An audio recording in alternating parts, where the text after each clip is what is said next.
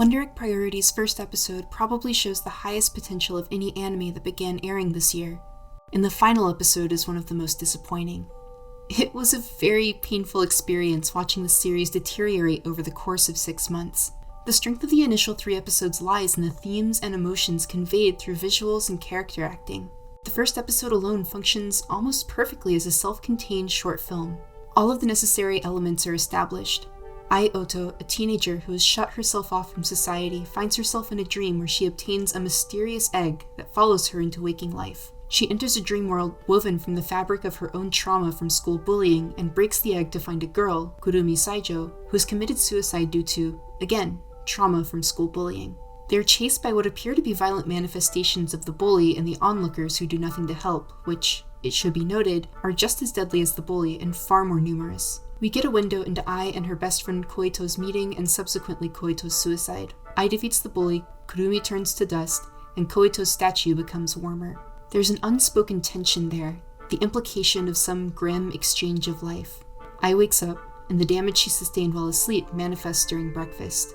This whole episode functions through visual metaphor, dream logic, and character dialogue. There is no desperate need to tie everything down to a literal cause or meaning. We simply exist with Ai and her experiences. There are blatantly stated themes, suicide, bullying, social isolation, but there is no blatantly stated conclusion, only what we are given and what conclusions that gestures towards in our own minds. The following episodes that introduce us to the rest of the main cast remain, for the most part, rooted in atmosphere and character. Neiru's corporate responsibility, Rika's outwardly and inwardly projected self-hatred, Momo's struggle with gender, and all of their associated trauma around suicide are introduced in ways that firmly establish their character arcs in keeping with the already established themes. The girls meet and influence one another and fight and, together, learn to love and grow. But, as the series continues on, Wonder Egg becomes destabilized by a runaway plot that is far more concerned with its own high-concept fiction than acting as a supportive scaffolding for the actual strengths of the series. The entire project threatens to implode under the weight of its own lore, which is relayed in an increasingly stilted manner, almost entirely through dialogue dumps that make the characters drop absolutely insane information on one another, with the rest of the cast having bizarre non-reactions to things that should be extremely upsetting, like Neru's assistant colluding with Akka and Uraka. There is still lots of excellent arcs and moments like Momo's date and Rika's pseudo-resolution with her mother, but as the series entered double-digit episode counts, the exponential ramping up of new plot threads and sci-fi jargon placed more and more pressure on the season finale. Then we got episode 11 and the exploration of Akka and Uraka, a deeply divisive episode that I gave the benefit of the doubt and defended wholeheartedly. Then we got a pretty incredible episode 12 where Ai literally has to save a Wonder Egg version of herself, followed by the promise of a 45-minute long special episode that would tie everything together. Months passed, and we finally reached late June.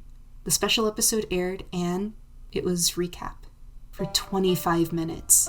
I sat through a bit more than a full-length episode's worth of recap before any new material started. It could still work, I thought. There are 20 minutes left. You can do a lot with 20 minutes. The story picked up where it left off, and it disappointed absolutely. Plot twist after plot twist is presented, but the story is so bloated and off the rails at this point that none of it actually hits. The reveal of the revived Koito's contemptuous neutrality towards Ai is one of the few truly affecting scenes in the finale, but it is immediately replaced by the weirdly cruel revelation that the reason for her suicide in the first place was a false rape accusation gone awry. That broke me. Then there's the bizarre revelation that Neiru's an AI, then there's a karaoke scene where I think I'm supposed to intuit that Ai, Rika, and Momo are barely holding back fear and sadness, but it just telegraphs as strangely aloof. Then Rika and Ai cry because they are scared, and Ai cries to her mom because she is scared, and I could feel an echo of what I should have been feeling, but I didn't feel it. There's a time skip at some point, and Ai regains her courage, but this all happens in such a condensed manner that we don't have time to register what we should be focused on emotionally. I didn't feel it. The credits rolled, and I just didn't feel it at all. Wonder Egg as it stands currently is a testament to the ways that brilliant ideas with the potential to become great art are crushed under the intensely brutal working conditions necessitated by TV anime's seasonal schedules. And yet, I can't help but think, that's where I did it too, Rika. Through these characters, I saw experiences and aspects of life that you don't see much in media. A few years ago, I was going through a really tough time and had to take nearly a year off of work. In between doctor visits and support groups, I had a lot of time to myself. I would go on these long, winding walks for hours at a time to try and get my mind off things. With the rest of the world at school or work, I would wander my city and neighborhood, and I would take lots of pictures and videos. You're watching some of them now. Most of them never got posted to social media. It wasn't as if I was taking them to show anyone. They were for me. Little images of the day most people didn't get to see. Ai Oto has seen that same world. The shot in the OP of her walking in the daytime is overlaid with photographs of the neighborhood as she walks through it, and it was as if the anime captured a part of my life I never knew anyone else could know. At the end of episode 12, the version of Ai that killed herself saves the version of herself that survived. At the end of 2019, in a far less interdimensional way, I understood that feeling very intimately. Wonder Egg Priority's finale might have been a failure.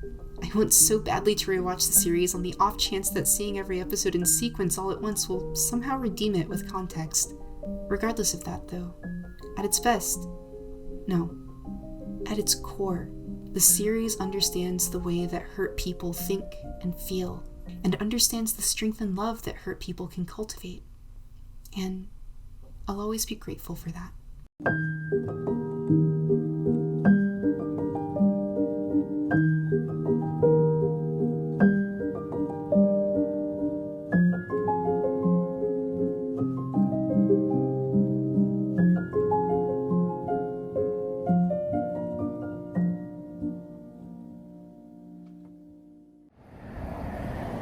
Wow.